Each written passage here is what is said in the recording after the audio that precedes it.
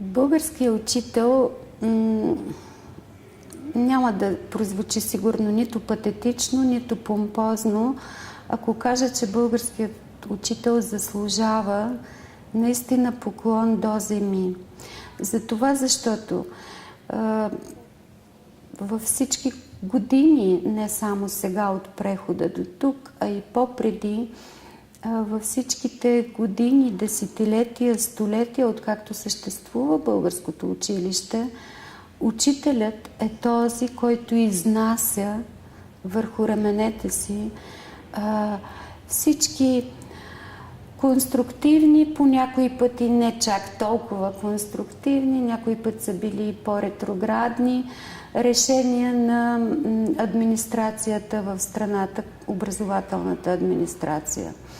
Така или иначе тя взема решенията, тя прави нормативните актове, но учителят е този, който ги изнася чрез себе си и ги оживява в училищната практика. Това е важно и пак казвам, не защото някакъв протокол го изисква, го изтъквам, а наистина, защото всички ние, които работим в департамента, сме дълбоко убедени и го знаем, осъзнаваме, че учителят заслужава своето професионално развитие. Това,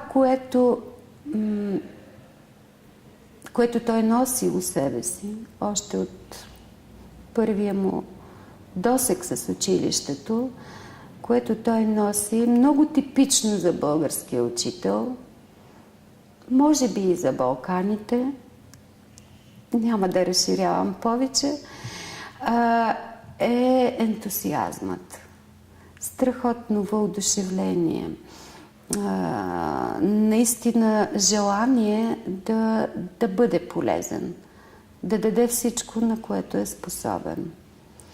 Разбира се, има и учители, които не са така вдъхновени, но пък това е ценното в училището, че има малко по-приповдигнати учители с дух, с настроение да се събераздават, а има и учители, които сякаш са по-спокойни, но пък са по-аналитични.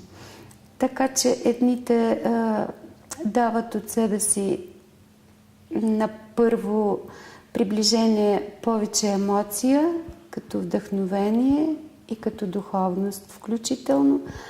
Има учители в нашите български училища, които са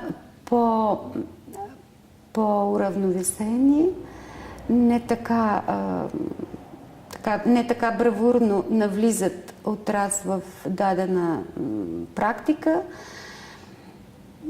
Това, което го могат, е техният жар и тяхната отдаденост. Това, за което ние работим заедно с тях, е непрекъснато да утоляват жаждата си, стремежа си, да узнават все повече и повече от към отговори на въпроса: а как да го направя? Струва ми се, че те знаят какво да направят, ако бих могла като формула да се изразя, знаят какво да направят, а по-скоро им идва глада, неутолимия глад да узнават как да го правят. Защото всеки път и ние ги подкрепяме в това им знание, че всеки път трябва по нов начин все по-атрактивни техники да измислят, с които да приковават вниманието и да направят училището желано за ученик.